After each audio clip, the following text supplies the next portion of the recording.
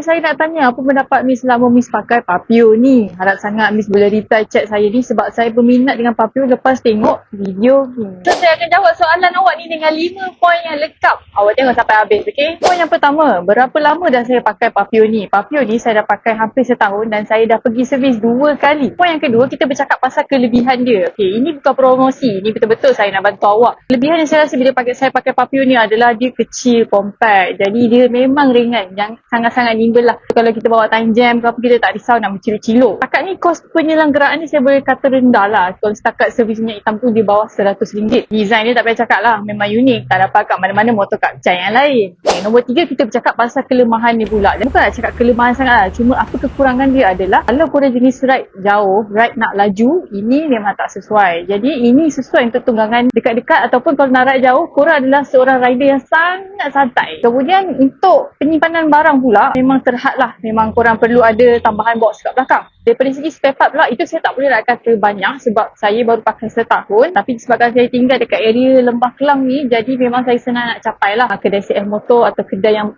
layan motor CF Motor ni lah. Tapi kalau korang kat area Pinang, Penang, jangan risaulah sebab kat sana memang HQ dia. Poin yang keempat, siapa je yang sesuai pakai Papio ni? Okey, apa yang saya boleh suggest adalah new rider, beginner punya rider memang sangat-sangat sesuai. Okey, yang baru-baru nak cuba motor clutch, motor ni sangat sesuai. Dan yang paling penting sekali, rider yang penting kan gaya, mutu, keunggulan.